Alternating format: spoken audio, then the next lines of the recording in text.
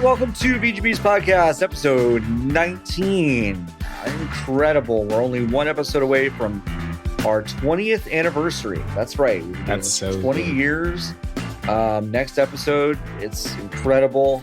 Niki was 6 when we started this podcast. It's true. And now I'm 27. So, and that's in my mind, I think you've been 26 for about 5 years. how old am I? I think you're 27. I think I'm 28. No fucking way. Really? 20. I think I'm 28. 2024 Oh, yeah. minus Yeah. 1995. I'm 28 and I turned 29.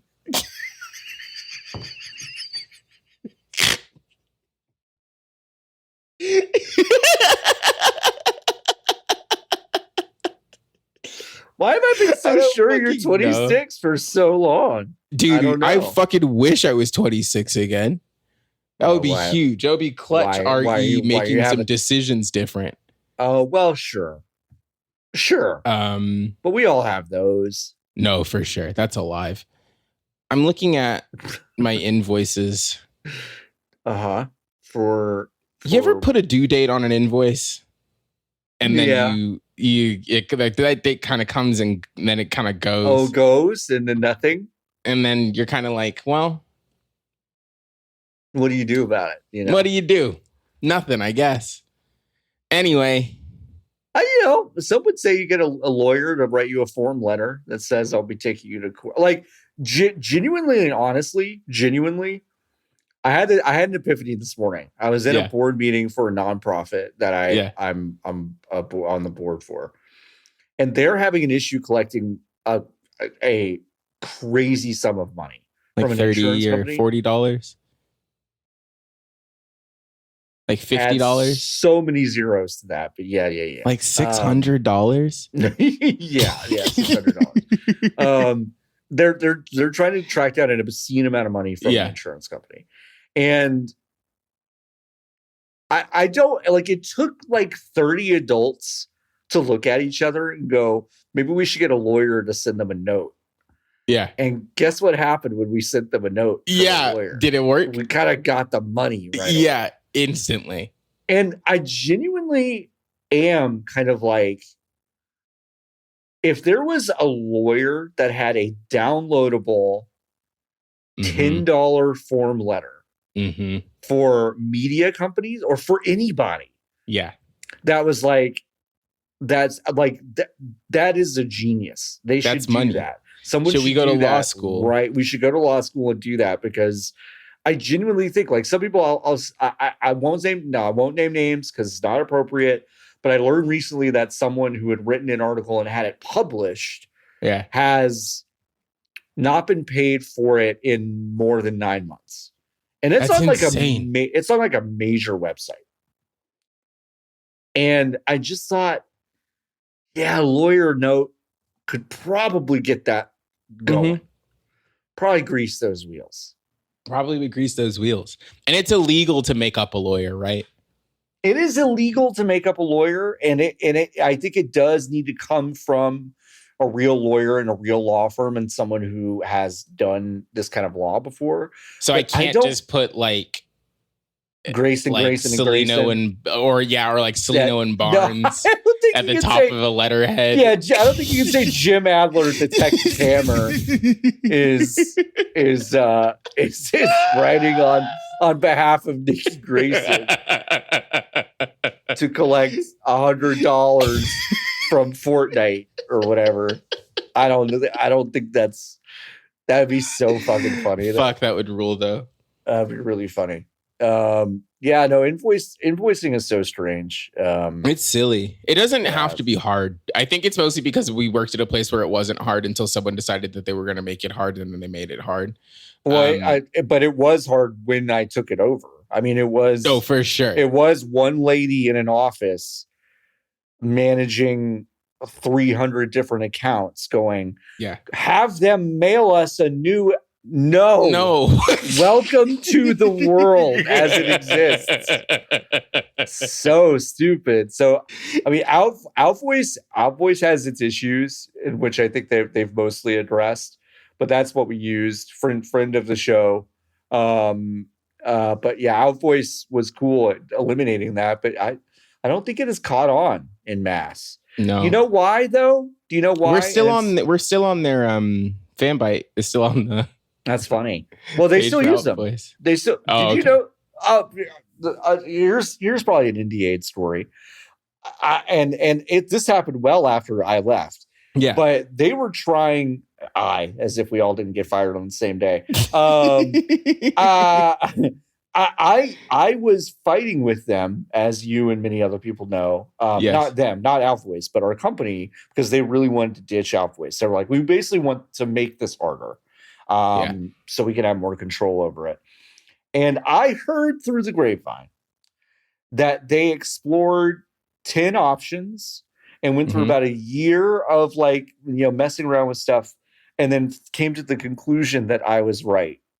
And it does make their lives better if they just kind of understand how it works. Interesting. And I think the funniest part was do you not, I mean, the answer to this is yes, they don't think I did, but do they not think I did that? Also, you did that same research? I also did the same thing. Evan and I weren't sitting in a fucking room crunching numbers going okay, I don't think this works for us. It was a really great, crazy. Wordle article up today for Wordle. No way. They're still doing Wordle articles? Well, when you go to most recent posts, some of them are from April.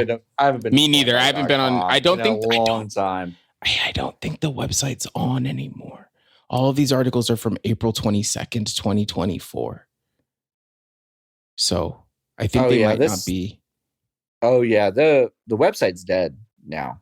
I think the website might be dead now. Website's actually dead for real.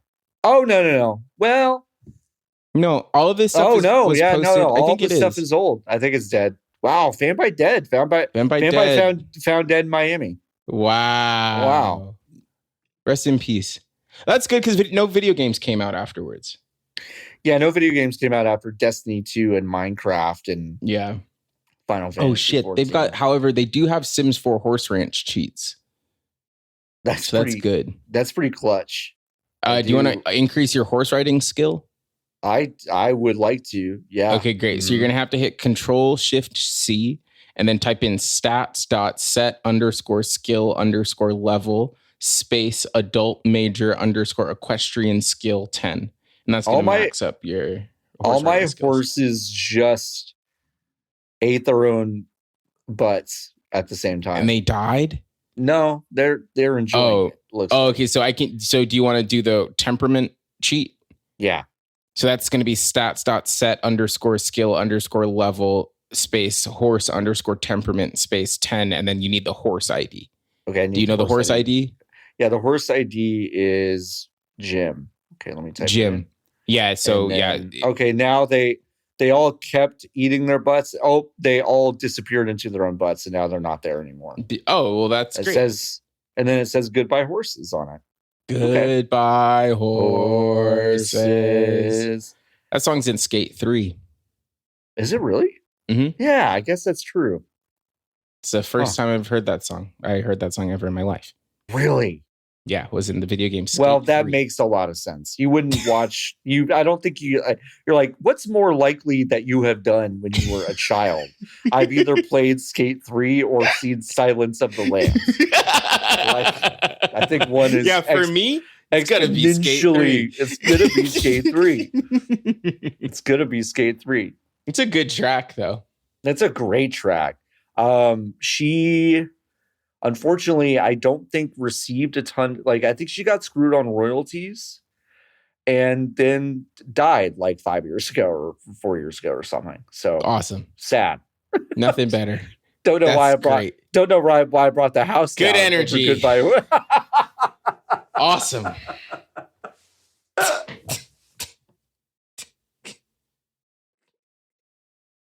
The dump oh yeah. Oh, you like that song? Oh yeah. She died destitute. so She died on the street. It's tough. Anyway. Yeah, let's spin it again. Let's spin it again.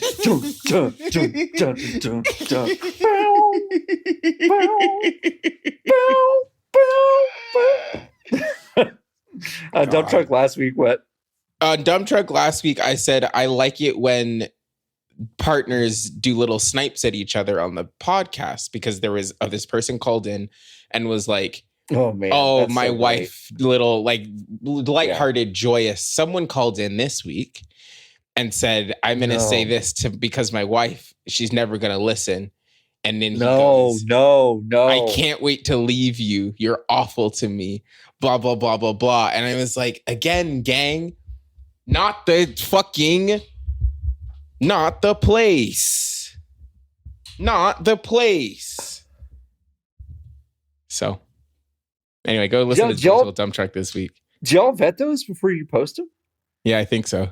Oh, I would have left that in the chamber, I think. Yeah. Well, listen. I mean, I get it. It's good content. Can't get them all. It's good content. Listen to Dump Truck this week to watch me fucking melt. Yeah, I'm sure. I was shocked. That's really tough. That's really tough. You been playing any video games? You bought a refrigerator today, John. That's huge. It was seamless, smooth. Yeah, no problems. Definitely is not precipitated by Home Depot telling me that the previous fridge I ordered was going to be delayed suddenly for 3 weeks. I'm just like, no, it's not. What do you think? No, it isn't. Like, it's not. What are you talking about? I mean, I literally I called the lady and I kind of said that. I was like, yeah, I just got an email on the way driving home from lunch that said this is going to be 3 weeks. So I was like, no, it won't be. Yeah, it's not it simply is not going to be that long. And what was great in a way is that she kind of matched my energy where she was like, let me put you on hold real quick. And she came back. She was like, I guess they have like an inventory issue, but why were you able to order this? Order the fucking refrigerator. I was like, great question, Jade. I really, really, really appreciate you asking the questions. And then we ended the call. I always like it when a customer service, this legitimately, I always like it when a customer service person has like has an actual personality and is not married to a script. Yes. Like that's a really big deal for me. Yeah. Because she was like, so you want me to cancel it? And I was like, I said yes. And then I stopped myself and I was like, well, actually, like, do you think there's like any way that like tomorrow they'll be like, never mind, we've got it? And then before I could even finish, she was just like, how would I ever be able to guarantee that? and I was like, you know what, Jane? It was stupid coming out of my mouth. And she was like, I mean, she's like, it wasn't stupid. It's just like the world's crazy. So I can't. I was just like, yeah. The world's crazy, dude. You're trying to buy a fucking fridge. Like, who knows? I was like, all right. Yeah, you're right, Jade. Cancel it. She's like, that's all right. Really good. Yeah. Did you buy your dishwasher? I did buy a dishwasher. That is apparently still coming tomorrow. Which one did you get? I got the Bosch 300. Yeah, wow. Yeah. And that's got the front on it because you made me feel. I mean, happy you made me feel self-conscious about it. Good. I'm fucking glad. That's you why know who I else? did it. You know who else made me feel self-conscious about it? My wife, who was like, she was like, "Oh, I hate the ones with the stuff." Thank you, Anne. Anne's like, right. Anne is on the right side of history. I was like, fine. I'm glad that we could me and Anne are on the same shoulder in your fucking I'm gonna call Dump Truck next week and be like, I'm leaving my wife. Her control opinions on dishwashers have led me to this conclusion of packing my things. But yeah, that gets delivered tomorrow. So God, that's good. You'll be able to clean dishes for the food that you can't eat. Yeah.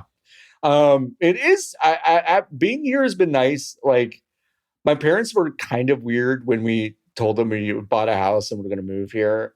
They were weird in the sense of just like, I don't know. I think maybe they didn't ever think it was really going to happen. It's like even after we told them that, and then they invited us over for dinner the other night just on a whim, and we went, and that's when she got like super emotional, which is like really sweet. I was like.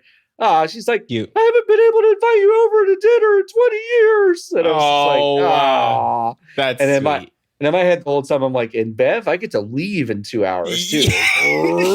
Yeah, that's great. You don't have to stay. I don't have to stay. So can you tell me about the fish behind you? Yeah, fish behind me. If you want to know what it looks like, you can turn around. No, I know. There's for the listener, there's big glass fish, mouth agape like a candy bowl. Yeah, it is. It looks like a raffle, like a novelty raffle drawing bowl. Yes. Big fish, open mouth. And now I absolutely could not tell you where that came from. Well, that's good. Happy to help. It looks great. It needs to go through the dishwasher, I think. It's a little dirty. That's okay. But it's a fish on a You should just put but how fun the fish in the dishwasher, huh? Fish in the dishwasher, yeah. Yeah. You think if you put her shoot fish in a dishwasher, it would be okay? No, I don't. It's the water gets like up to like 190 degrees. Is that myth? Something. Can you do that on Mythbusters? This week on Mythbusters. This week. This week on Mythbusters, we're gonna put a fish in a dishwasher and let it rip, baby. What about a washing machine? Great idea, Jamie. Put it in there. What's the soil level on this fish? High soil level. Fish probably survive washing machine because it cold creates a vortex. A vortex? A vortex. It creates like a vortex, though, I think, which might kind of spin it, or I don't know. Maybe it'd be okay. Can you put a fish in a washing machine? Well, the cold cycle on a washing machine is still pretty warm. Okay, I found a video called Experiment Fish in a Washing Machine. Don't do it. Centrifuge. Don't do it. Now the fish is dead. Already. The fish is dead going in. It's already dead. And they've placed the fish in the washing machine. Okay. And now they've turned it on. And it's no, John, like the flopping. Fish is flopping around inside of the washing machine. Kind of haphazard. I'm going to put this in the chat so that you can see it.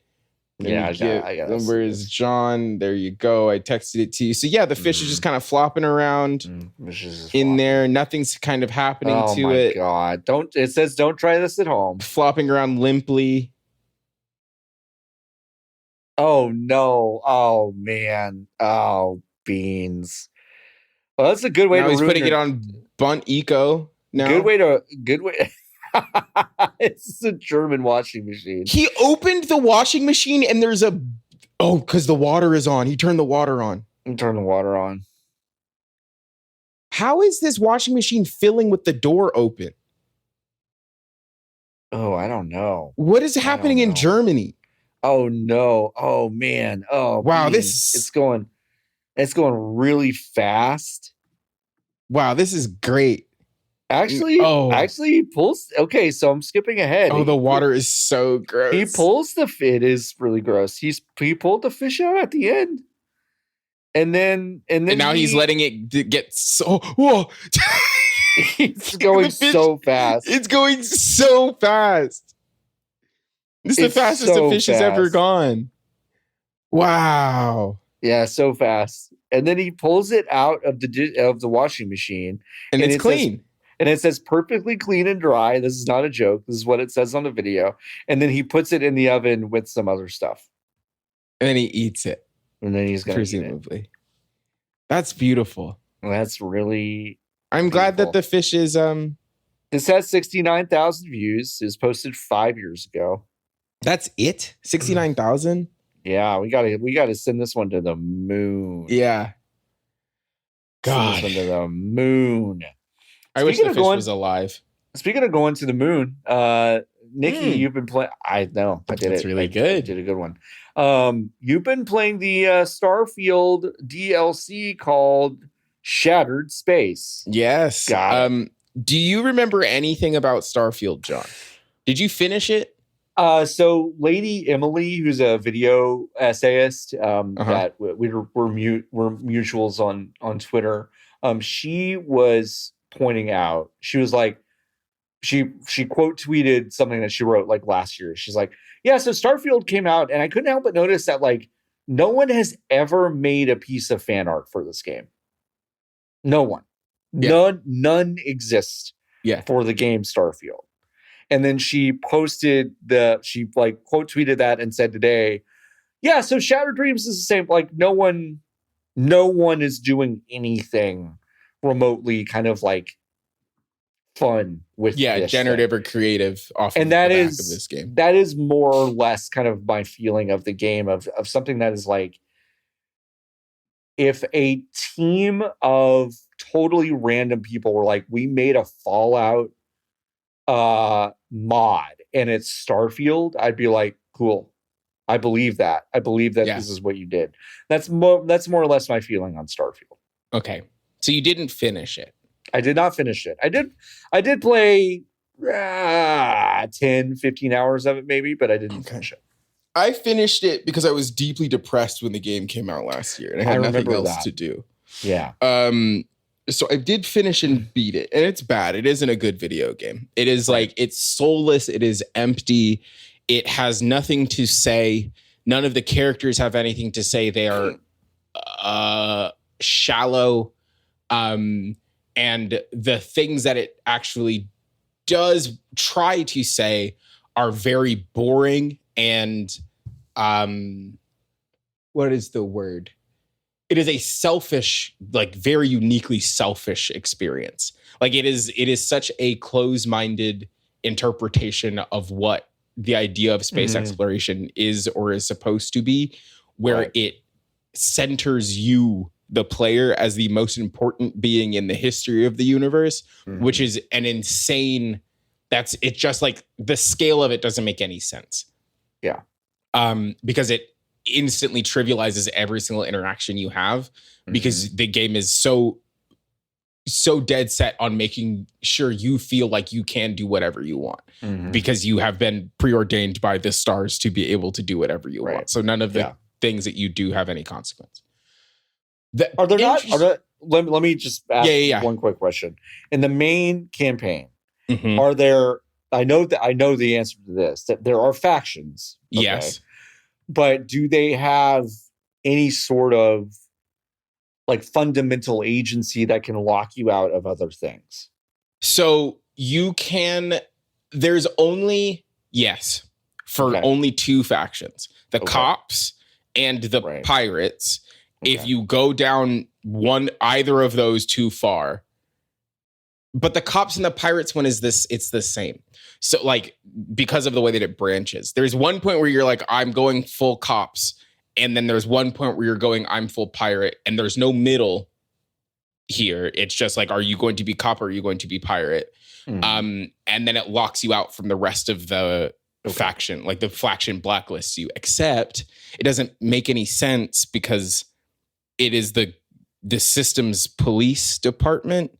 So when you finish that, the pirate quest, you still are allowed to fuck about, even though the faction doesn't like in the lore of the game, the faction hates you and wants you dead everywhere, except also they run the main city. And you're still allowed to like bop around and live your life. So it doesn't really have any stakes or matter. I had not played this game. It had been a year to the day since I last played the game when I booted the game up on Monday, because the DLC came out on Monday, I think. Right? Today's Thursday. Yeah. Oh, so my headphones died. Oh, mine might actually. Mine. Let's see where mine are. Oh, 72. I'm good. Now I got settings. I'm Gucci. Audio. I'm Gucci. Nope. Hello? We're back. We're back, baby. So it had been a year to the day. And I booted the game up and I said, no fucking recollection of where I am. I'm in a spaceship and I don't know what's happening. And I poke around and then I like a flood. I'm like, oh, I'm on a abandoned bank ship trying to steal credits out of this like abandoned bank ship that has got caught in a solar storm. You have to go out to the ship to try to rob the ship of all of the credits. And I remember that that's what's happening. And I bip and bop around and I kill some robots and I'm like, oh, the combat feels like shit. The guns still feel bad. There's like no reason to do any of this. I get to the top of the thing and then there's a turret that is pointing at nothing. And I'm like, okay, interesting. And then I go into a lockpicking mini game and I'm being shot by the turret in the lockpicking mini game. And then as soon as I finish the lockpicking mini game, I die. And then I lose 25 minutes of progress because the game hadn't saved in 25 minutes. So then I had to do it again. And I wanted to just leave, but I couldn't leave because I was too far in the ship to turn around to get back onto my ship. And I had to finish this leg of the quest. So I finished this leg of the quest. The ship explodes and then I finally teleport and I go to, I get in my ship. I move to the next location. And then that's where the DLC, so the Shattered Space DLC starts. Okay. You warp into the system. There's a big ship. I haven't finished it, but I'm just trying to set the table as well as I can. There is a faction in the game called Snake People. That's not what they're called. It doesn't matter. They're the Snake People. They worship a snake. They worship a big galactic snake. Mm-hmm. And they all live on one planet. And where that planet is unclear because whenever anybody leaves the planet, they never can come back because they put you on a ship. And this is like legitimately the only interesting part of the lore of the world. When you grow up, they send you away to work in service of the serpent, right? But they don't tell you, they just drop you off. They pick you up and they drop you off and they leave you. And then they say you can't come home. Andreja, who is one of the companions, is one of the snake people who has been sent away. And her whole arc is becoming okay with the fact that she is not able to go back home and is building a new life with you and your companions in this new version or in this new iteration of her life. And those are interesting emotional stuff. Interesting. Yes. Yeah. Does any of it play or pay off? No, right. Okay. Absolutely not. But conceptually, unbelievably interesting. Right. This DLC is focused on that planet and those people. Mm-hmm. John Warren, do you think that she has literally anything to say when her people, who she has not seen in over 20 years, not been to her home planet in 2 decades, sees a ship filled with her people on it? Do you think she has anything to say about it? No. She does not. Not a single fucking thing. Nothing to say about it. Nothing to say. You get on this ship. There's 2 ghosts, Force ghosts. You watch them have some sort of conversation, and one of them is like changing. Like she's been infected by something, and then like her partner is trying to like converse with her, and the woman is like, no, dude, you just gotta go. I can feel it coming. Like it's gonna happen. And then she changes and then pulls out a gun and starts shooting you. She's a ghost, John. She pulls out a real gun that begins damaging you. But she's a ghost. You cannot interact with her. So then you shoot her, and then her body turns real, and then just kind of floats in the zero grav space. And then there's the partner ghost is like, damn, that's crazy. She had a gun? Like, where'd you get that, Cheryl? It's like, damn, that's crazy. Yeah. Anyway, this sucks. And then you have to float around the ship to get off of the ship. Mm-hmm. And then the ship warps you to... You fix the ship enough to get it power, and it warps you to the home planet of the snake people. And it's pretty. Like, does it look like like a Bethesda Game Studios, like well considered, like it is pretty. And it is deeply a situation where it's like, oh, this is what Elder Scrolls is going to look like. It's going to look like this. Okay. Because it does not feel, there is a naturality to it, an integration, I think, of nature and like humanity artifice that is not seen in the rest of the game, because it is either it's one city. Stark, yes. It's either stark in nature or you're in a city. Yes. Yeah. And this has like, it's a good mix of both. However, it is just there's one new location. It's this one planet. The whole DLC is on this one planet.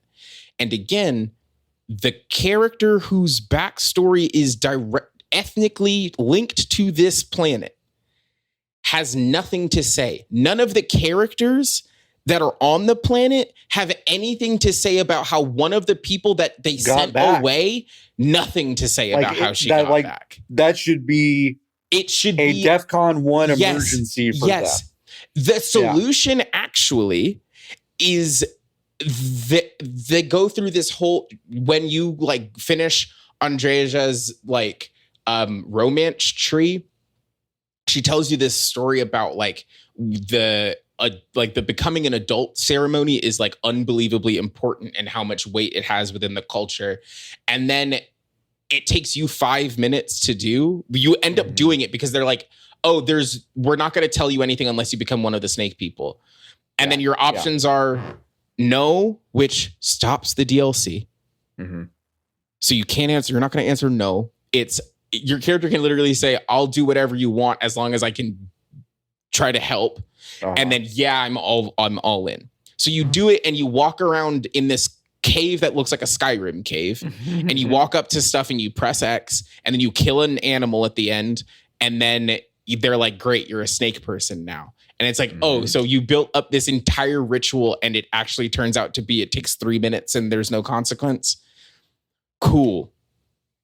And then I was like, there's political infighting. Can you believe it? People have been taken away. They've been sucked into this nothing space and they can kind of interact, but you, because you're special, you can hear them and other people, like the rest of the people, can't hear them.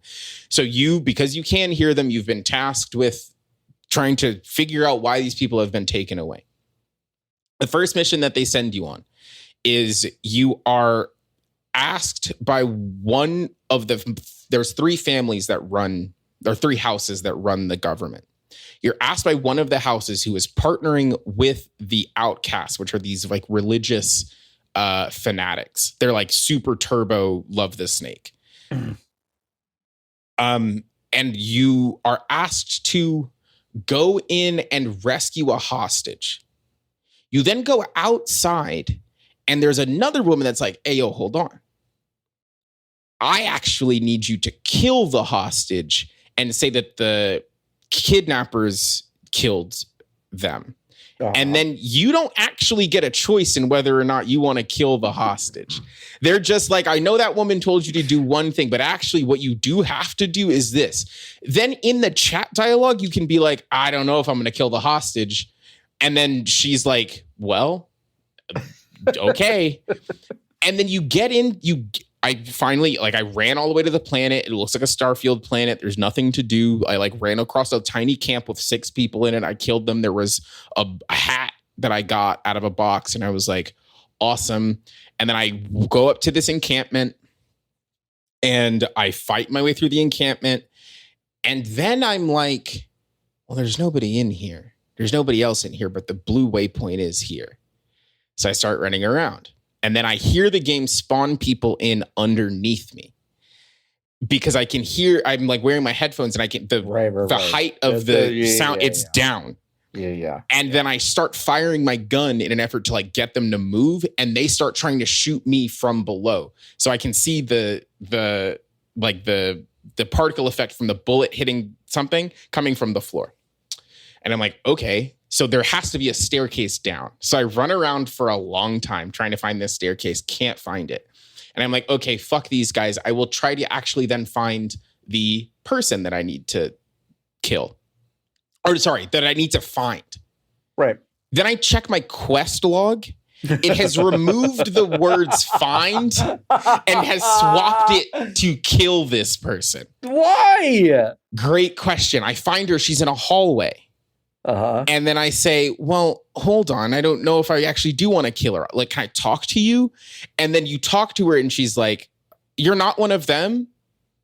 Okay. And the conversation ends and then she ran away. I follow her. She has disappeared. So the waypoint now, John, is blue in the location that I am. She is not there, and there are people spawned in the ground underneath me. And I say, well, that's going to be it for me for the day. I'm good on this one. The next day, I teleport back to, critical. Oh, sorry. The room that she actually went into when she ran away, behind a door.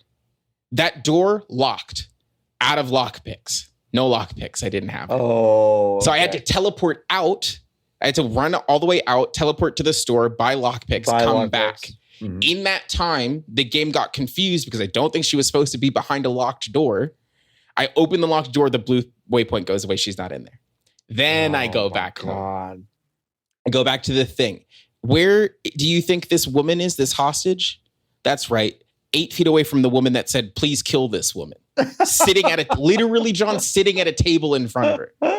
And again, the game still says that my solution here is to kill her. Yeah. So I have a clip that I would like to play for you, John.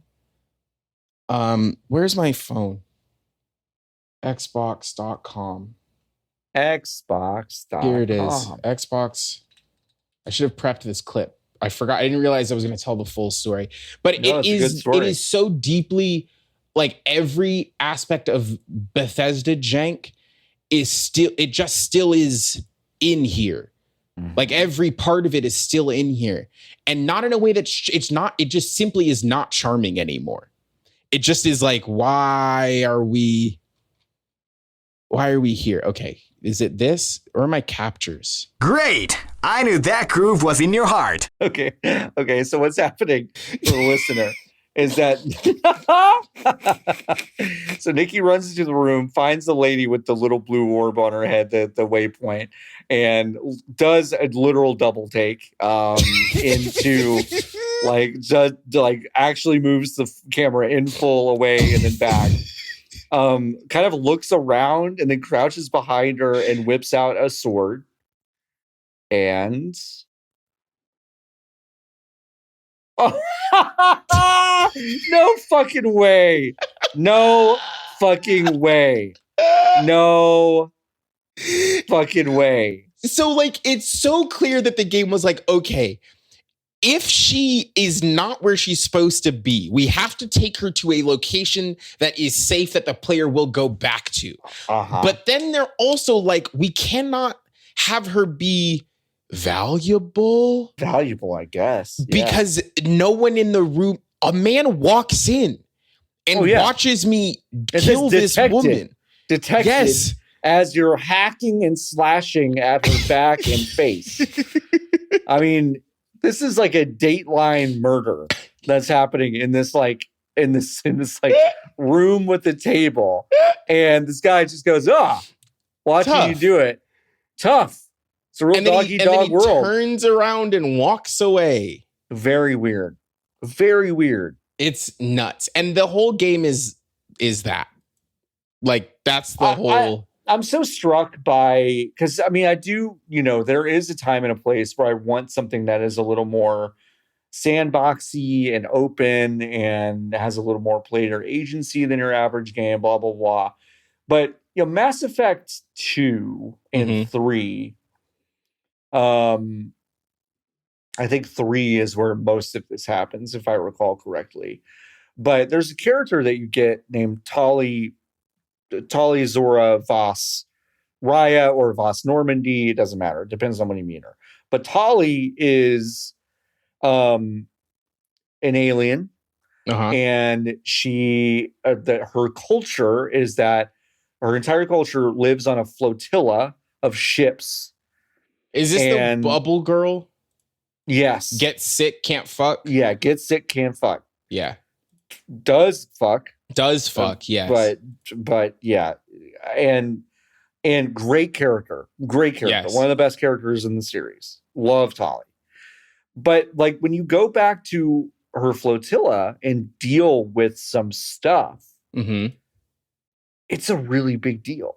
Yeah. She's not supposed to go back.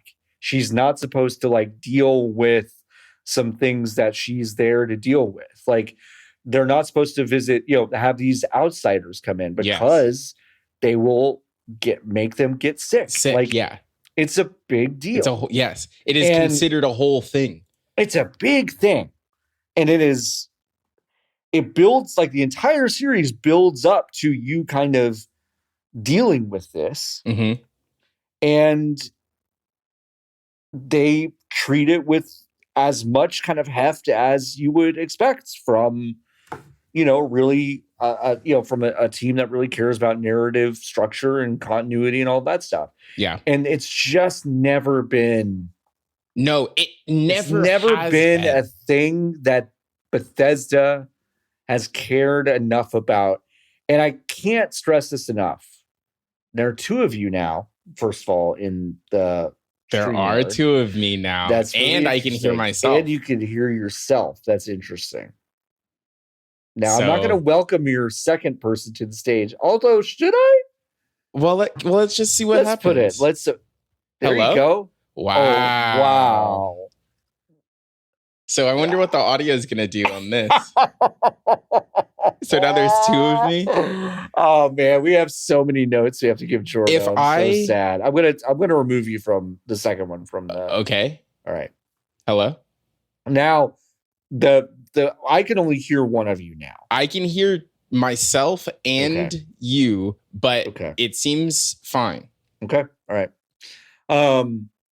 But it has never been their strong suit, and I suspect more of it than they would like to admit has to do with their engine.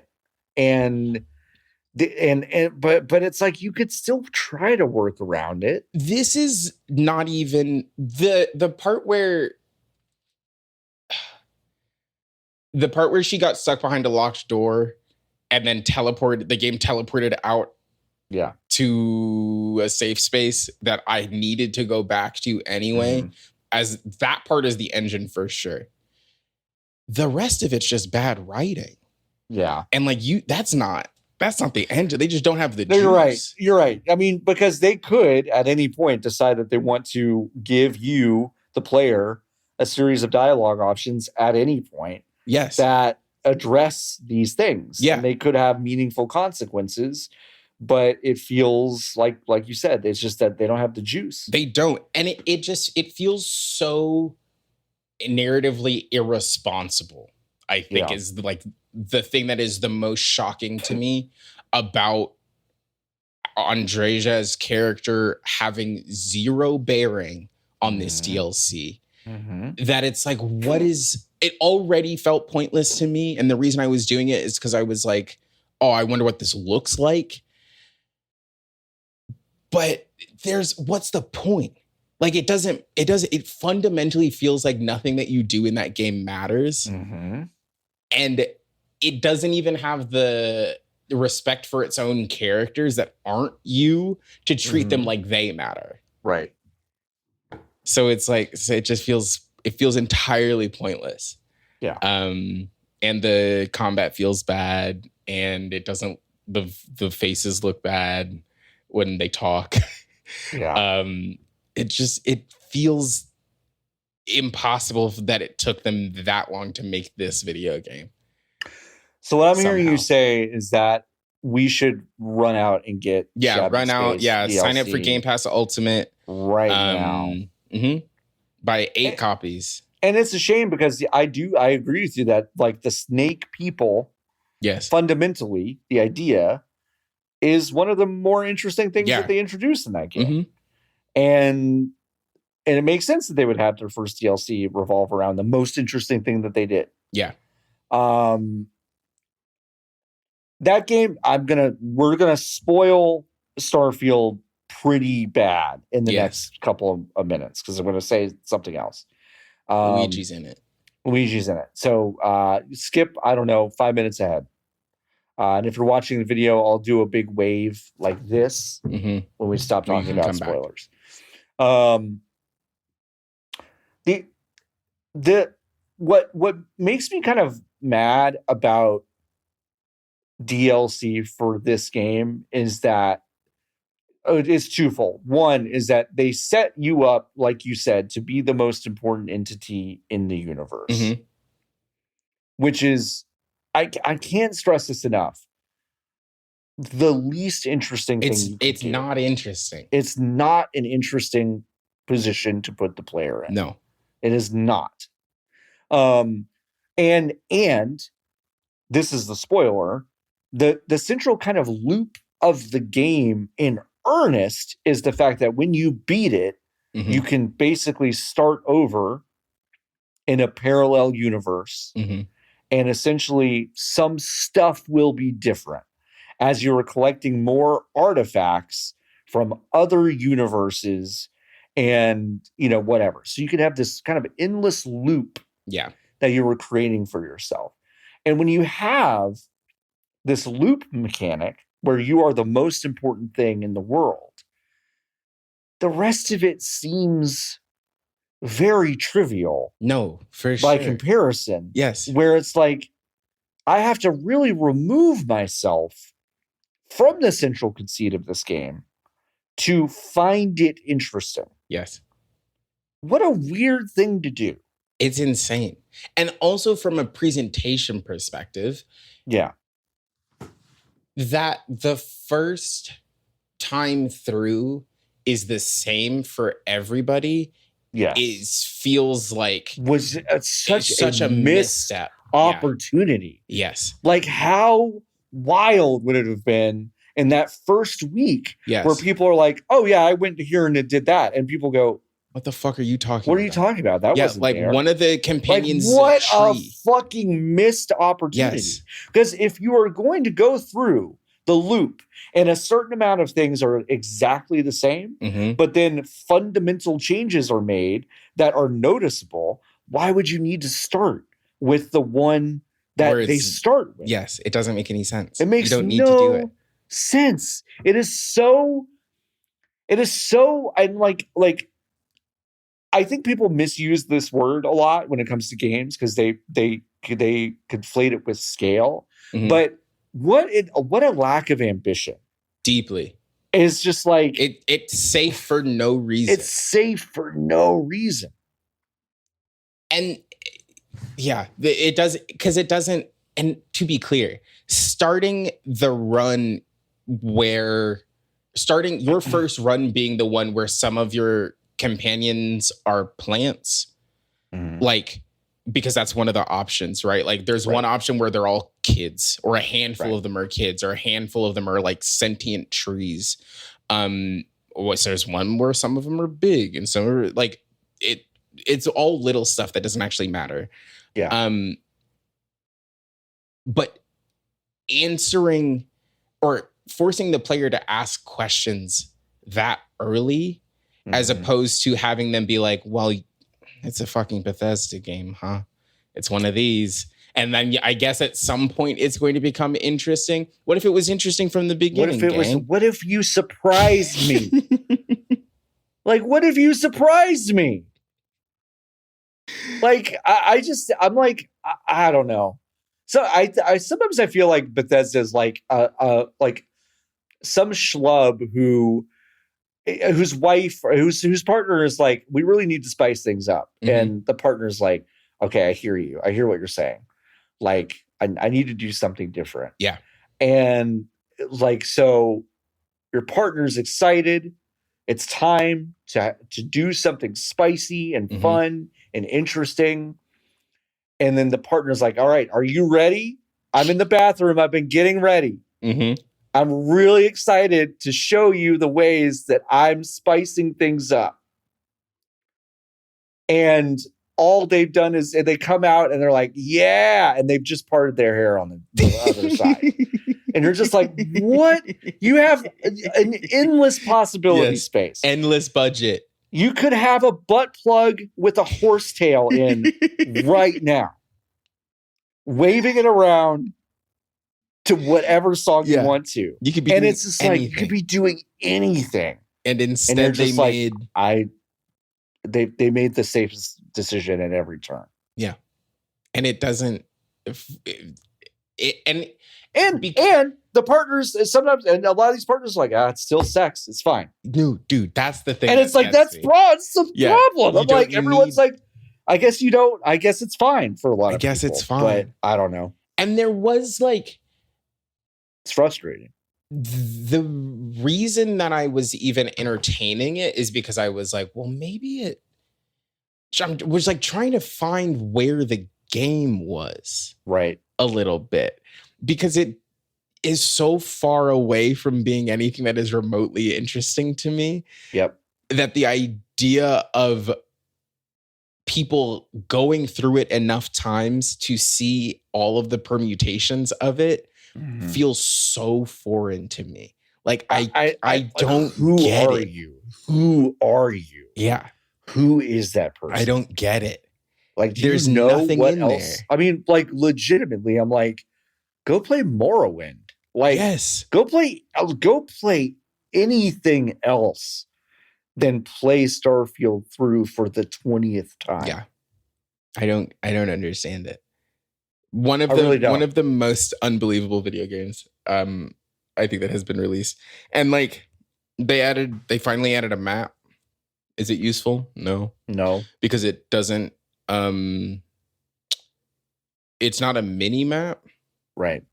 So it's and to get to it, you still have to hit start, and then you see the planet, and then you have to zoom into the planet. And then when you want to be done with the map, there's no button to just go back to the video game. You have to press B3, the 3 layers of menu, to get back to the video game.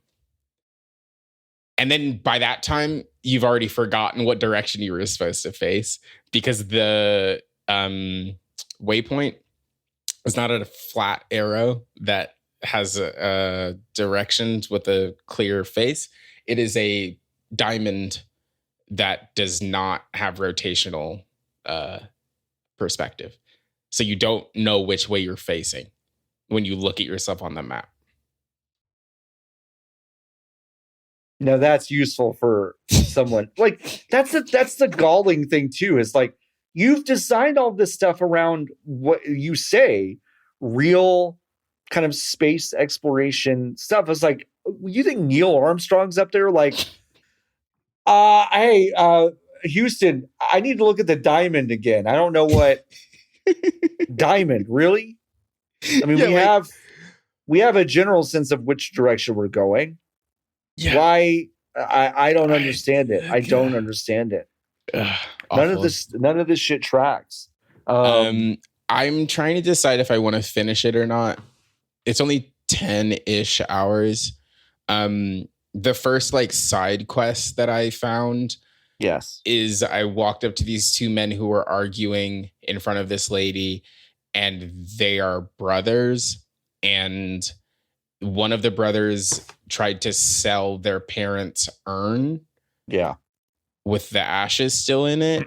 And then the other guy got so mad, he says, I'm challenging you to a duel.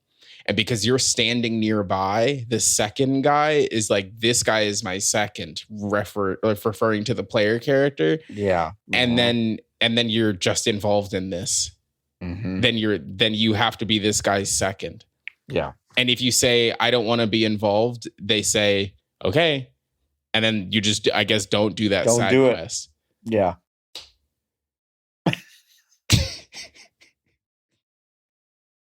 It's insane. But it's up to you. You're the player. Yeah, that's player agency. Power to the players. Yeah, power to the players. Let's answer some Hive questions. We got a lot of Hive questions this week. You go to vgbs.com/join to join the Hive right now. When you join the Hive, you can ask us Hive questions. We have a lot this week, so I'm going to try to figure this out. We have one from Charles Hart. Oh. I just adopted a puppy and named him Toaster. Great name. Great name. But I thought a lot about naming him after a video game. What are the best and worst video game characters' titles to name a pet after? Nintendogs. Best or worst? Just saying like, so this is my dog, Nintendogs. That's fucking, which is really that funny. Fucking bangs though. This is really funny. This is my dog, Nintendogs. Oh, it's really funny. Barley. It's really funny. Barley, I'm changing your name to Nintendogs. It's Nintendogs now. I mean, I think like naming a dog a full name of a game is funny. Yeah, like Legacy of Kain. Yeah. This is my dog, Starfield Shattered Space. This is my dog, Super Mario Land 2. The 6 golden coins. Right. Well, this is my cat, Red Faction Gorilla. Remastered.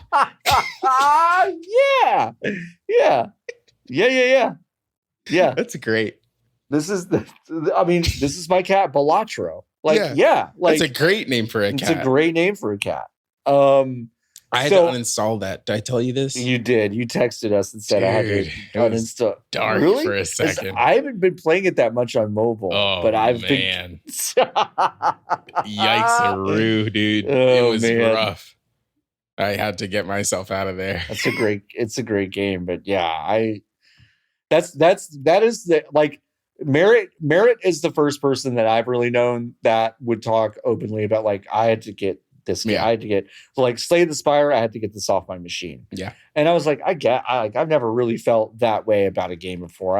Whatever. Balatro is the first one that I was like, yeah, I might have to like actually. It felt insane. Off. Like I was catching myself. I was playing the game on the couch. I said, I gotta pee. So I grabbed my phone, walked in without looking up at all, opened the door, opened the other door to get into my office, walked through, got into the bathroom, used the bathroom, continued to play the video game Balatro this entire time, got up, sat back down. And then I was like, did I go pee?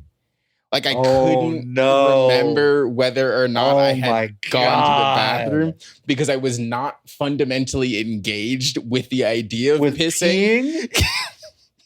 Because I was playing Balatro. Man. And then I was like, that's pretty bad. I'm good on this. I'm good. Yeah, that's pretty bad. I did win 3 times that day though. So it's huge. I really got in and got out. I don't think I've ever had a 3 victory day. So it was huge. That's huge. Huge for me. So I mean, my honest opinion, truly, is I think if a video game name sounds like a normal name, I think it's fine. Yeah. I think if you named your dog Luigi, like I think that's fun. Yeah. I get a little. I'm a little like this is my dog Ganondorf. Yeah, stupid. I don't like you. It says a lot about you in a way that this is my cat. Yeah. Sephiroth. Well, yeah, that's pretty good though, huh? So some of them, I think some of them are good. Some of them are good. Some of them are good. If I went over to someone's house and they were like, "This is my cat Sephiroth," I'd be like, "That's great. That's awesome." So maybe here's what we'll do. If you're trying to name a pet in the future and you want to name it video game related, just come check with us. Yeah, come check with us. And we'll let you know because it does feel... It feels really case by case. Yeah, case by case.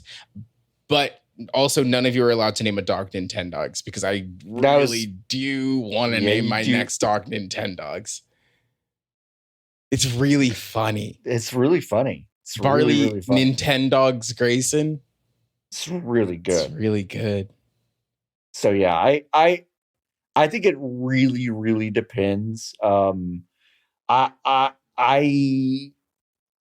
to be really careful here, Niki. I have to be so careful. Yeah. Because I know someone who will probably never, ever hear this podcast. Has named their child after a video game character. Wow.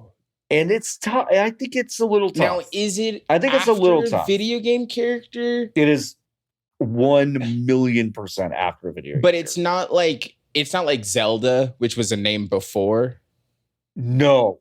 Okay. It is very The specific. kid's name Ganondorf? No, but it is a name that exists Only because of this. I can't actually give you more hints. Deeply desperate. I will tell you when we hang you. up the call. Awesome. Great. But it's just like it is so specifically a video game character. I think it's tough. It's just tough. Yeah. Because then the kid is going to be like, oh, so you named me after this PS2 classic? I mean, my name is Eco. Cool. Thanks. I do think it is a little like the name's not going to catch on with any sort of like wide consciousness. Yeah. So they will have to revisit this conversation often later in their life. Tough. And I just don't. You can't set your kid up like that early. I agree. That sucks. It's like having giving your kid a really long first name when your last name is already long. Yeah. It's like you're being so inconsiderate to your child when they have to take the SAT. Yeah. Like Kevin Smith's daughter's name is Harley Quinn Smith. Like I will see that and it knocks the fucking wind out of me every single time I see it. Tough. And I'm just like, that's fucking stinks, guys. The nurse should be allowed to say try again. I think so too. I'm like, I'm sorry, but like that fucking stinks. Oh man. I don't get it. How old is she now? She's like in her 20s. She's in her 20s. Yeah. Oh man. And it's like they seem like they have a really great relationship. Kevin Smith is like corny and silly in a way that like I really don't vibe with. No. Yeah. But like that's a hockey shirt, man. Yes, that's a hockey shirt and big jinkos. That's pwn my brown taint area. That's that guy. Yes. So like he seems like a sweet guy, but I'm just like, oh wow, our sensibilities are different. Could not be farther apart. Yeah. So it's just like it's tough. I think when it comes to a human, you have less leeway. Yeah. When it comes to a pet, we clearly believe that there's like a pretty blue sky. Like you can do it's case by case, but you could do a lot. I think. But also, Charles, you Toaster perfect name for that dog. Yeah. Got it in one. Like Toaster's a great name. That's I was the like, name of that dog. Because I didn't know if Charles, you had named him, because Toaster's a great name. That I was like, that sounds like something Charles would come up with. But I was also like, that could have come from the shelter. And that's a correct. Rare one that you keep. Yeah. Did you know Ravioli have name before?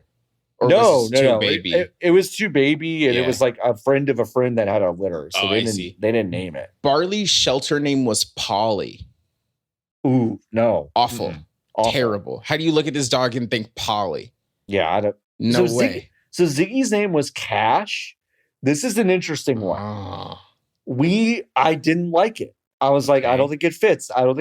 Like 5 years later, I was like, Cash kind of fucking worked, actually. And I kind of looked at it and I'm like, I'm sorry. Like, I think I fucked up, Zig. Like, Ziggy's fine, but like, Cash is pretty good. Was fine. Like, it was fine. Pretty good. Thanks, Charles. So, thanks, Charles. That's a great question. And congrats on getting Toaster. That is so exciting. All right. Sphinx asks, the D&D alignment chart is bullshit, but assuming it's not, which alignment would you say usually end up when playing RPGs? So any RPG where you have some kind of player choice, like what do you usually kind of go? So if you don't know the D&D alignment chart, it's basically 9 squares. Excuse me, with the burp. Force. There's lawful good, lawful neutral, lawful evil. Neutral good, neutral evil, chaotic good, chaotic neutral, chaotic evil. Yeah, I do chaotic good most of the time. I think it is. I think it is the correct answer. Yeah, I'm one of those people that's like, I know you can't make a stew with all chaotic evil. I mean, with all chaotic good. I know you can't, but when in doubt, that's what I am 100% of the time. That's where the fun is. That's where the fun is. Yeah. It's hard to thread that needle from It like really a writing is. perspective. Yes. I should probably play Baldur's Gate 3. You should. It's good.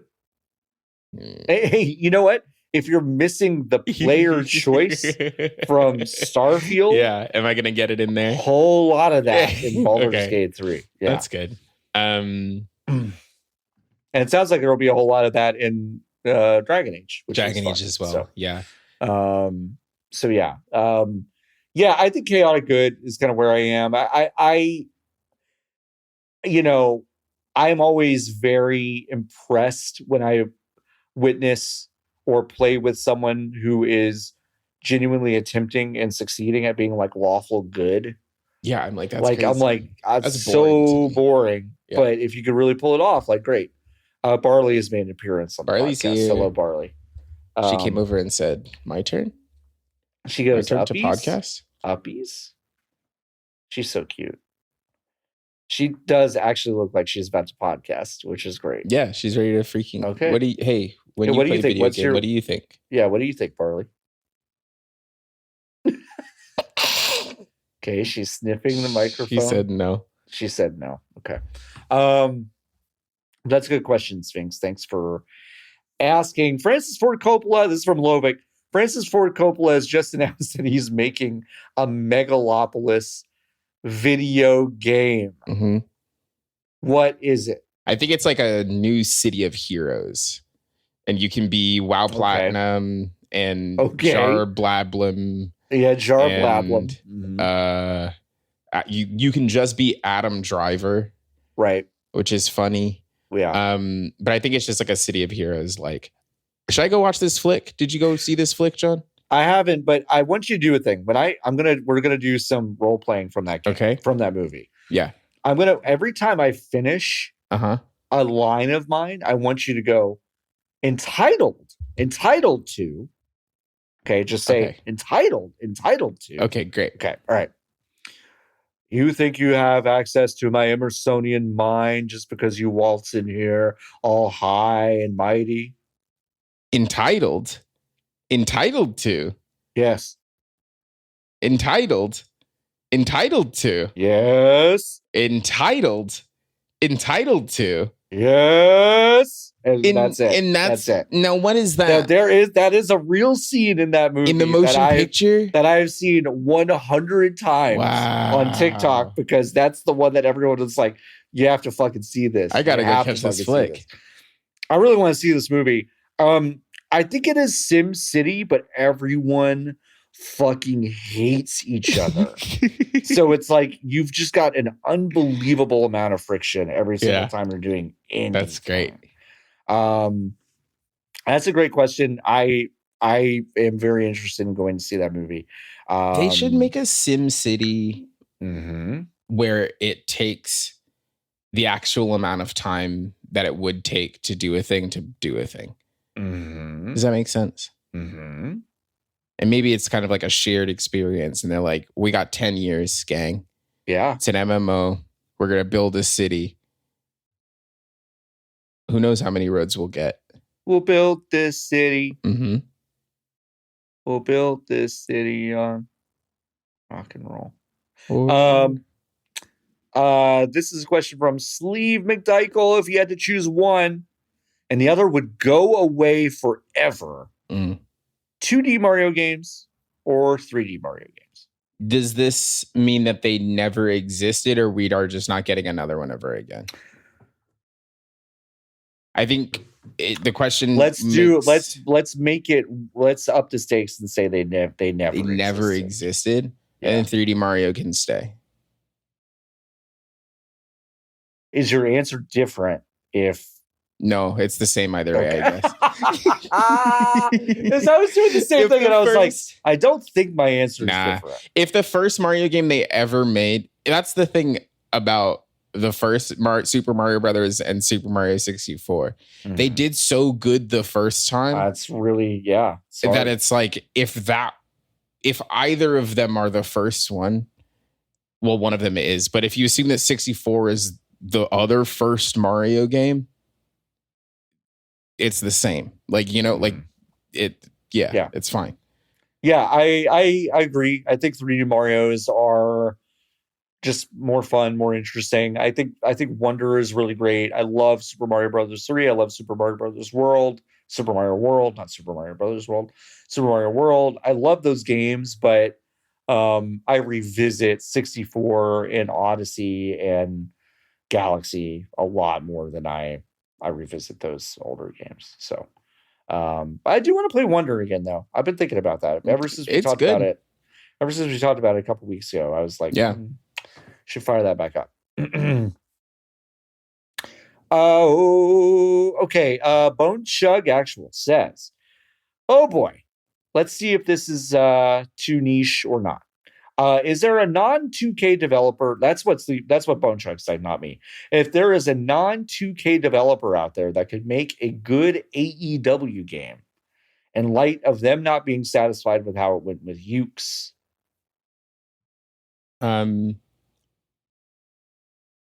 They should just give it to Mike Dickey. M. Dickey. M. Dickey. So you think that they should license it out to the guy that made Wrestling Empire. Revolution, Wrestling Empire? Yeah. I think that would be great. Okay. So Wrestling Empire is as close to Shenmue as a professional wrestling game gets in terms of being able to kind of like live day to day. Merritt's got a good couple of videos up on her YouTube channel about it. Living day to day. You can it's kill very people. Weird. It plays like dirt, to be honest. Awful. But it's got a lot of interesting ideas that I think would be fun to apply to one of those games. I have a couple of answers for me.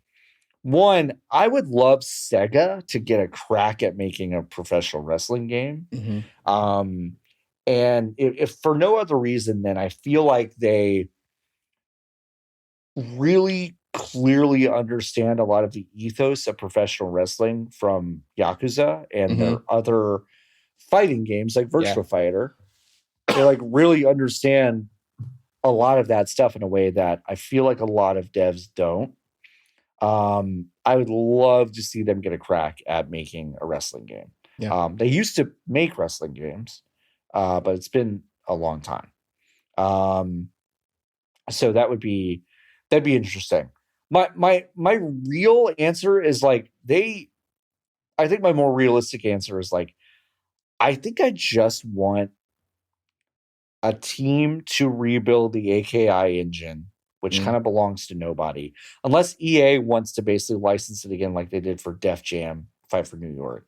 And in fact, now that I say that, I think that's my answer is like EA could basically say, here's our Def Jam cross AEW game. Yeah.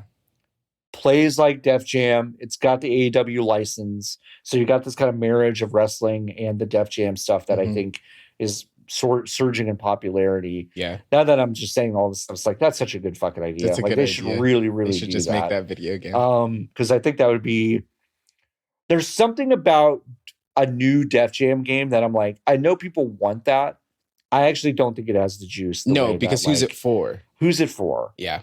It's just for those people who remember it. Yes. And that number is dwindling every year. For sure. Because they're dying because they're so old. Yeah. But yeah, pretty much. You don't know what it was like to have Joe Budden in a wrestling game. You don't understand. Redman had the coolest moves. You know, it's I saw a tweet today, I think. Yeah. That was like, why aren't people, or why doesn't Waffle House sell liquor? And the reply was a video of Def Jam from New York, or Def Jam Fight for New York, of a person. I couldn't identify either of the characters, but it was a person using another person as like a pogo stick. Yeah, I saw it. It's so fucking funny. It's so fucking funny. I was like, oh, that's a great reason. It's a really good reason. So I think that's my answer. As loath as I am to say, yeah, give it to EA. I'm like, I think you got to have some money and some muscle and better ideas that I think what AEW Fight Forever shipped with. It was tough. So. Also, but the thing that's so challenging, I think, about this AEW game is that you have to assume that development on it won't start for another calendar year at least. And then it will take 2 more years at least. So it will be 2028 at the earliest. Yep. Yeah. Like, yeah. Does that, like, no. Yeah. I don't know. It's tough. They're in a bad spot with regards to that. I don't know what they're going to do. I think they're in a bad spot too. I mean, I think like the only real solution, I think, is that Tony Khan, the billionaire son of Shad Khan, other billionaire, Tony would have to just fucking pony up and be like, it's time to put $500 million in a pit and start a game studio and let's see what happens. It's just like, I just don't think he'll. Yeah. No, of course not. Do that. Why would you can get like 3 other WWE cast-offs for that much money. Yeah, absolutely. So yeah, that's my answer. Steve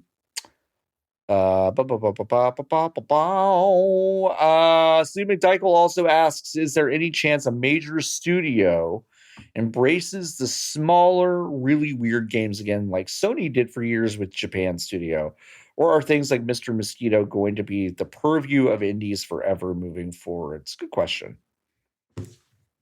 I mean, I would like them to. I think there's a conversation about that I don't think that Sony or Microsoft would identify the numbers being there to make it worthwhile to spend the amount of money on a game that they would conceive as being that small relative to the amount of money that they would make back. I don't think they wouldn't. Well, it's a funny thing because it's like Pentiment is like kind of the ultimate example of a game that like, would not exist if it weren't for Game Pass. Because it's just small and weird in a way that a first party studio just normally isn't allowed to make stuff. I don't know why, if the viability of Game Pass in terms of budget meeting performance, if it's really out of whack, like games are really expensive and the performance on Game Pass is not enough to make make any sort of economical sense. It is kind of like, well, it's like looking at a break glass for fire hose thing and being like, God, what do we do with it? do we just clean it? Do you need to clean the glass? Break glass. What is that break? It's like, I feel like they could look at their first person studios and be just like first party studios and just say, hey, like you have to allocate $1 million a year to make something really small. Yes. And like, I don't know insane. I don't know what they would lose really by doing that. No, nothing. Yeah. And then to also be able to be like, they have every fucking studio on the planet. Yeah. Right? Yeah. To be like, you can have 3 games come out every year and you could, I don't know, call it like Summer of Arcade. It's not really an arcade. Summer of Game Pass, perhaps. And you maybe release Summer of Game Pass. Yeah, you kind of release a game every month for 4 or for 3 months in the summer that are small and consumable and people can talk about. And then they know another one is going to come out the following month. And then because you have so many studios who are all kind of on this tilt, next year you will also have games. You can treat this cycle like Activision treats the Sledgehammer, Treyarch, Infinity Ward, and now Raven quadrilogy, right? Of cycles or of studios where they rotate. It doesn't make any sense. Like, it just, I don't know. Money on the table. Can say? Yeah. Money on the table. Will it ever go back to that? Like, I don't know. I don't think so. I don't know if I would say that it's just going to be in the purview of indies forever. I think it's going to be more like a thing where once in a blue moon, one of these studios will do something really small and weird, and we'll be like, wow, that's great. And then we'll have the same conversation again, and like it'll be another 5 years before that happens. And they're still going to internally compare it to the sales of, like, I'm sure they're like Astrobot, right? I don't think they've said how much that game has sold. But I'm sure there's a chart somewhere that is directly comparing the sales of Astrobot to the sales of God of War, Ragnarok, which is an insane way to compare those two titles. But I'm sure that like they still are doing math based on that direct head-to-head comparison. Right. So you're still going to be in that situation at the end of the day. I totally agree. Okay, we have a couple more questions. Grace asks, this is a long one. Savvy listeners will know that investment firms have been pushing for year after year massive exponential growth. In my industry, I've observed a tendency to present half-baked product concepts with untested profit projections in the hope of retaining investment contracts. These products often end up falling short of projections, and the cycle begins again. Do you think there's an element of this fueling studio closures and the pressure to deliver profits ultimately leading to rushed concepts? I'm sure the answer is yes, but what it feels like is that it's actually the opposite, is that bad ideas get too long to gestate. Yes. Because so much money has already been put in that the sunk cost fallacy kicks in and they're like, well, we've already spent X hundreds of $1 million on this video game. I mean, Concord being like the thing that I'm thinking of specifically. We have not, I can't remember the last time I thought about a game that was announced and released within 6 months that I was just like, this is fundamentally a bad concept. Yeah. That needed, like, it's like, you're right. All the stuff that we've looked at, we've looked dead in the barrel of this camera and said, this was just a dead on arrival concept, are all things that were announced eons ago. And were not released until it was well beyond its time. Yeah. So you're right, Grace, in the sense that, like, I think there is an element of rushing that does lead to unprofitable situations for these companies. But I also think that the opposite is happening quite a bit, where they go, well, there's no way. It's so funny. It's like they're doing such a fucking business 101 mistake, which is like they look at a success that spent a lot of money and they go, well, that's the key. Yes. While ignoring the hundreds of indies and smaller projects that have done it faster and cheaper and also had insane margins. Yeah. And they're going, well, we have the staff and we have the money. So there's only one way to go. And it's to make a couple of big things. Yeah. Maybe only one thing at a time. And we're going to stake our entire fucking future on it every single time. It's nuts. So, and then also be confused when the faucet acts weird. When the faucet acts weird, one thing that is driving me batty is that these gestation periods and these dev periods are so long that they are bumping into multiple console generations. Yes. Like, just like, it's insane. This is why we're getting fucking remasters of Horizon Zero Dawn and stuff. It's just like, no.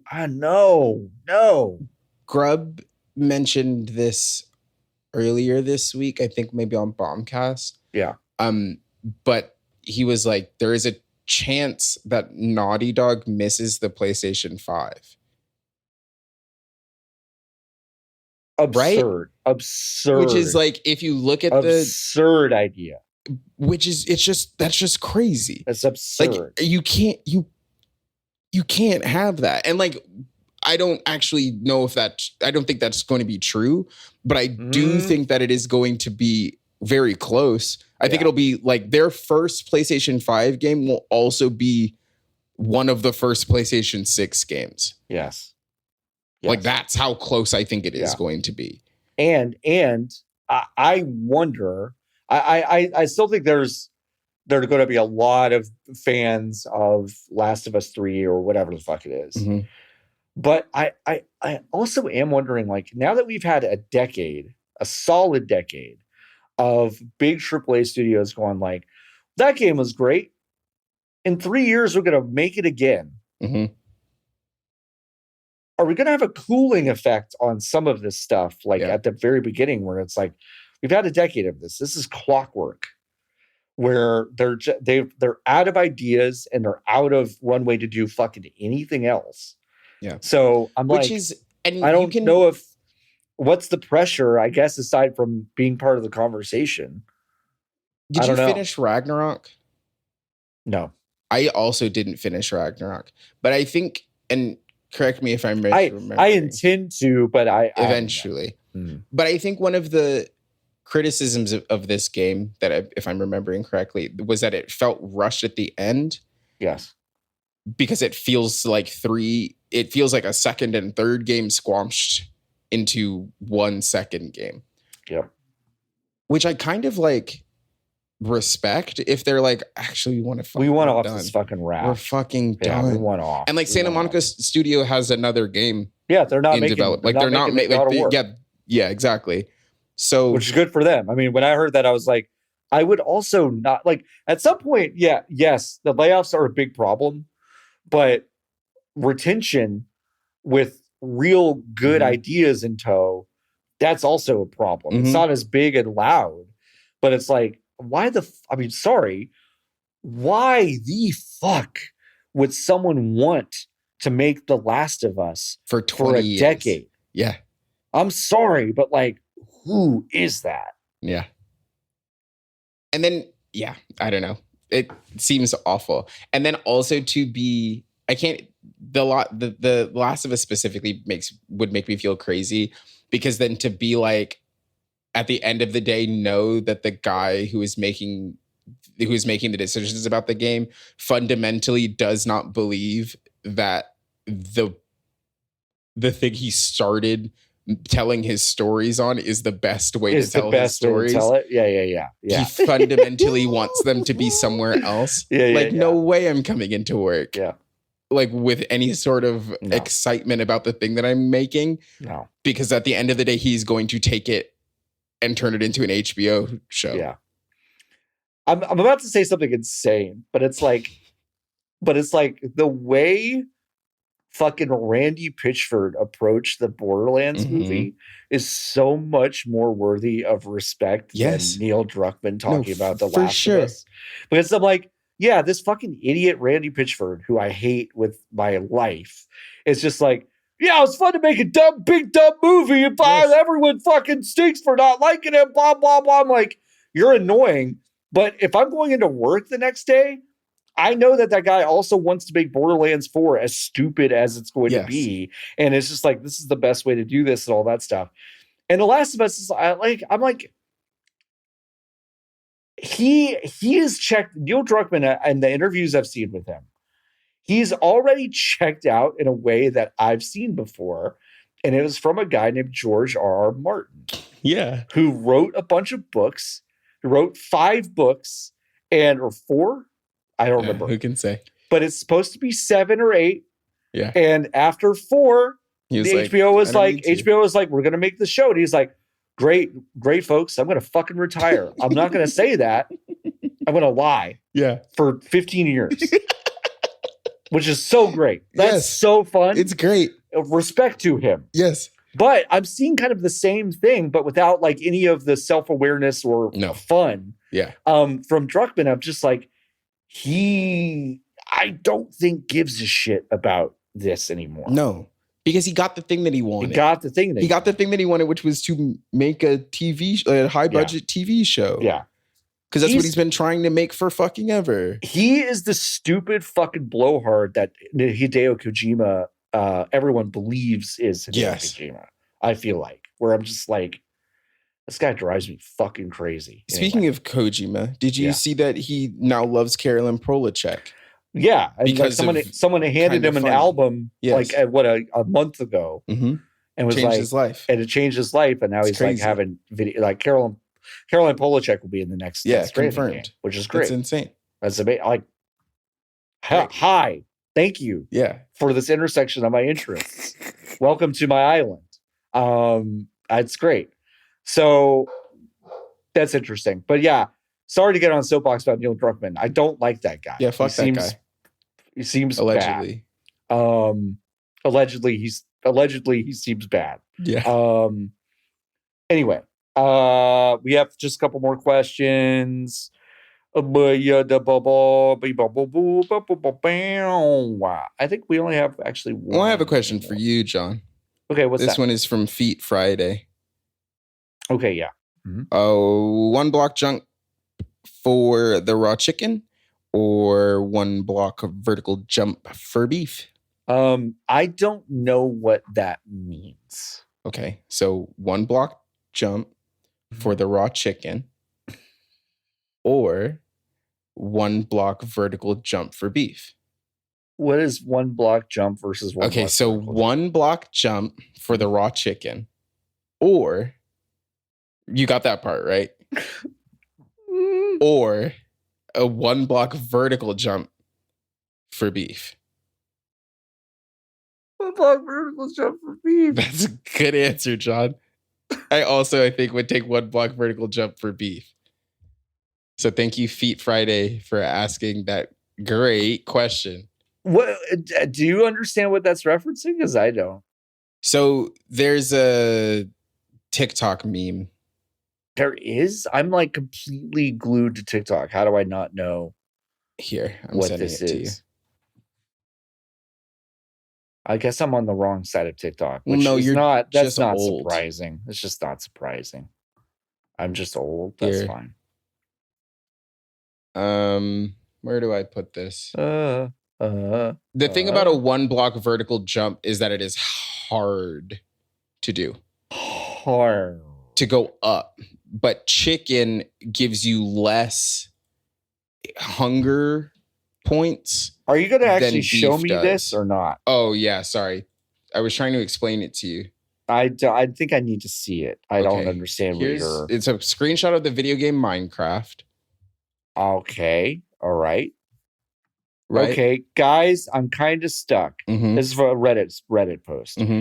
Guys, I'm kind of stuck. I don't know if I should just go with the raw chicken again with a regular one. Okay, I'm seeing how. I don't know if this is clarifying anything for me. Okay, I don't know if I should just go with the raw chicken again with a regular 1 block jump and stay safe. Or risk it all for the beef with a 1 block vertical jump. Okay. I would risk it all for the beef. So this is just a bunch of spaced single blocks in Minecraft. Yes. That are perfectly spaced to basically fit the body of Steve. Yes. And this person is asking, should they jump just 1 little square in front of them or 1 square up and left? Which is harder to do. Which is harder to get the beef, and I think I would. But the beef is a higher reward. Higher reward. High risk, high reward. I would still go for beef with the vert. That's a good answer, I think. I think I would still go for beef. I agree. Beef with the vert. No guts, no glory. You know what I mean? Boof. Yeah. All right. Well, let's get out of here. Okay. Thank you so much for joining us for this episode of the VGBs podcast. This has been episode 19. If you want to join the Hive, you can do so by going to vgbs.com/join. And for just $5. Nope, that's not true. It's $10. Suckers. The other one's $5. The other one's $5. For $10 a month, you can basically get some bonus stuff. I am coordinating a cool bonus with a lawyer to talk about some of the Nintendo stuff. Thought it would be coordinated already and recorded, but there have been some scheduling conflicts, but that should be good when it goes up. You'll be able to listen to that if you are a Hive subscriber. So go do that. Niki, do you have anything to plug? Nah. Giantbomb.com. giantbomb.com. You can also go check out a demo of Fledgling Manor right now. That is Merritt K and LB Hunters' video game. We are biased. You just know that. They're friends. It's a vampire reality show, dating sim, visual novel. The first 2 nights are available right now in a demo over on itch.io. You can also wishlist this game on Steam right now. It's coming to Steam Deck because I asked for it. Yeah, Niki asked just 1 or 2 questions, and they looked, and it's like, okay, seems like it's a checkbox. And it was like, okay, there you go. So very cool. Fledgling Manor is coming soon, and you can wishlist it right now. Nothing else stands out for me in terms of well, we just had 100 episodes of If You're Driving, Close Your Eyes, which is another podcast that we host. 100 years. 100 years. That is a great show. If you like comedy podcasts, if you like some of the more free-flowing laughs that you got out of this episode, just imagine that, but like talking about like Michael Bublé being in love with Santa Claus, like stuff like that. So yeah, go check out If You're Driving, Close Your Eyes. It's a wonderful show. All right, folks, we'll be back next week with a brand new episode. It's VGB's 20. That's super exciting. 20 years. 20 years of VGBs. And we hope you'll be there. And keep on buzzing. Bye. Bye.